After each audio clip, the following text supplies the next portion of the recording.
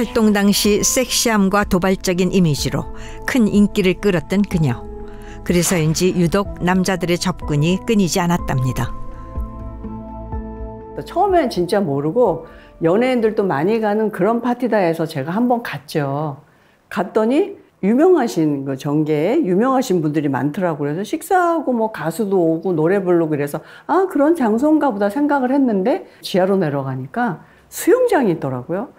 방이 코너에 있더라고요. 유명하신 분이 이제 저를 불러서 잠깐 들어와 얘기할래? 그래서 왜요? 그랬어요. 뭔 왜요니? 다 알면서 들어와라. 그래서 제가 펑펑 울었어요. 말을 안 들으면 너는 한 방에 끝낼 거야. 그러시더라고요. 그래서 좋아요. 나 한 방에 끝내도 돼요. 난 그치만 그런 건 싫어요. 이랬더니 그래 너 한 방에 끝내주마. 그 당시에 드라마 영화서부터 시작해서 한 3-4편이 계약하기로 다 됐었어요. 다 주인공으로. 근데 죄송합니다 이렇게 연락이 오더라고요. 다음 날 거짓말처럼 터진 연예계 접대 스캔들. 당시 모든 언론이 정낙희를 스캔들의 중심 인물로 지목한 거죠. 신문이란 신문.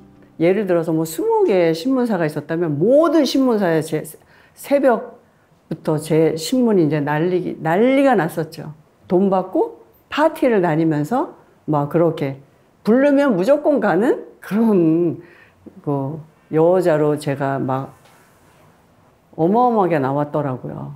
제가 그 당시에 이제 크게 기자회견에서 여러 기자분들을 다 모셨어요. 그때 한 30명 가까이 오셨어요, 기자분이. 그래서 제가 이제 해명도 하고 이래서 했는데 와, 한 군데도 안 나오더라고요. 억울함을 밝히기 위해 기자회견까지 열었지만 세상은 그녀의 말을 외면했답니다.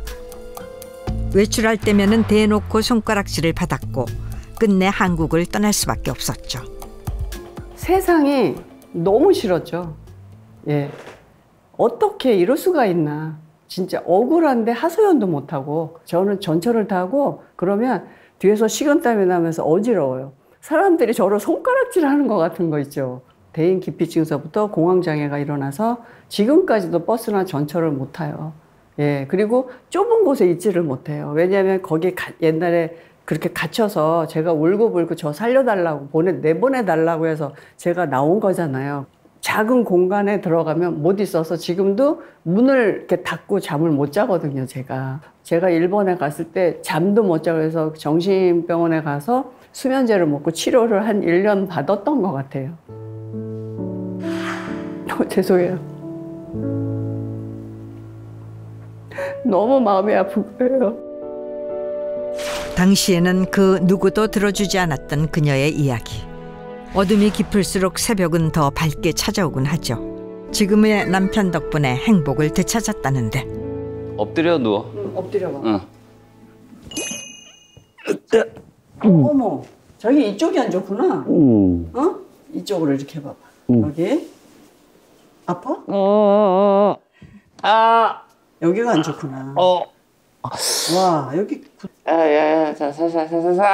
살살. 오늘 여기가 이게 이제 풀리면 다 풀리는 거예요. 이제 좀 있으면 풀려요. 그 다음에 이제 덜 아플 텐데?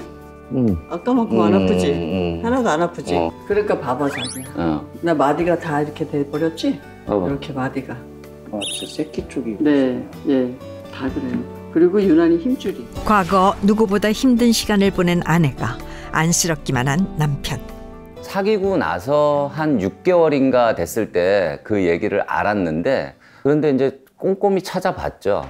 그게 진짜 잘못된 거였고 하면 아마 그때도 법적인 심판이 있었거나 뭔가 그 나쁜 행위에 대해서 결과물이 있었을 텐데, 그런 거 없이 조용히 끝났다는 거는 뭐 집사람이 말한 게 사실이다라는 거를 이제 믿게 되는 거죠.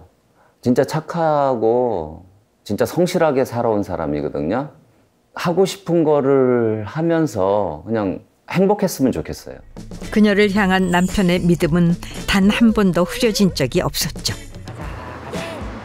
가자. 저 집이야.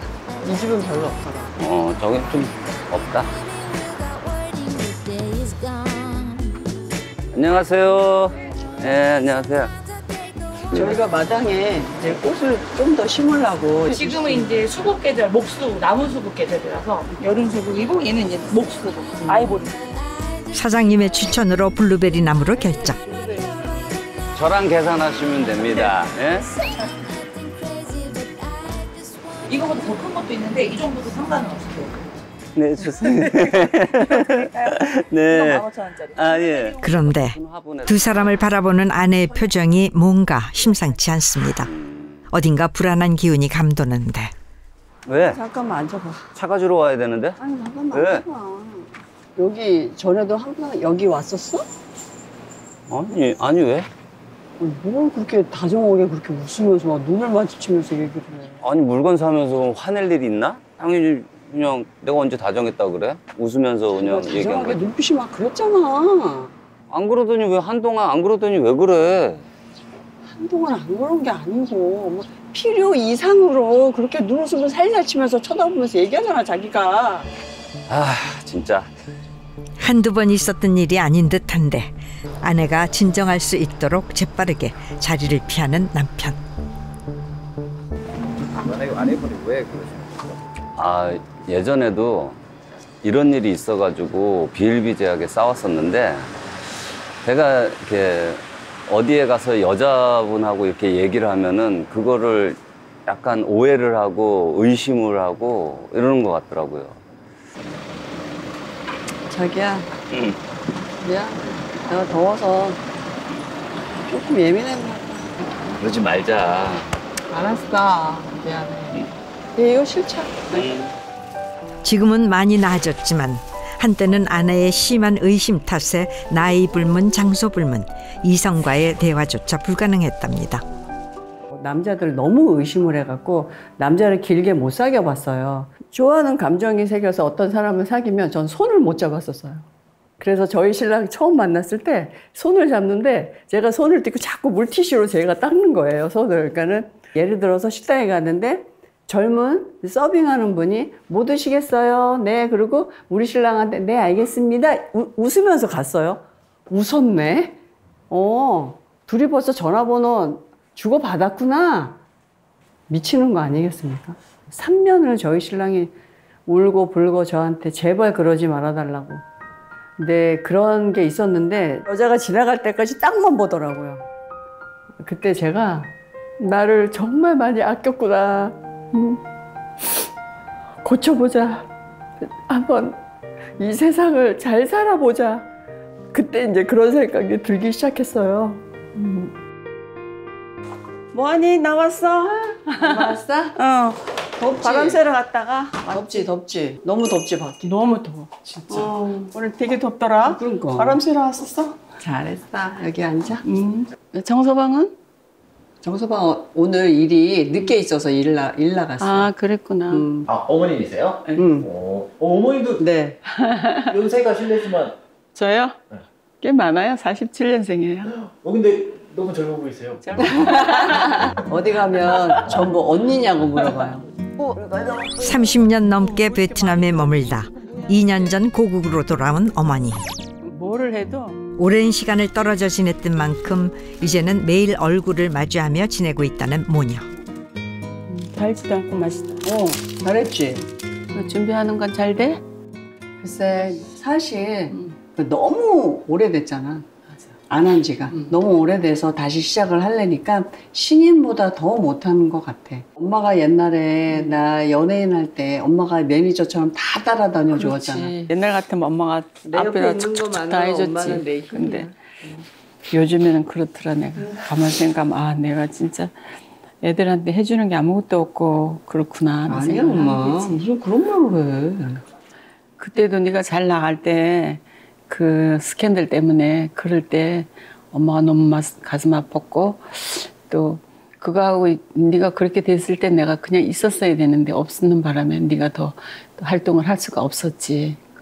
엄마가 베트남 가느라고 네가 가족의 사업으로 인해 딸이 가장 힘들던 시기에 곁에 있지 못한 죄책감. 스캔들은 가족 모두에게 지옥 같은 시간이었죠.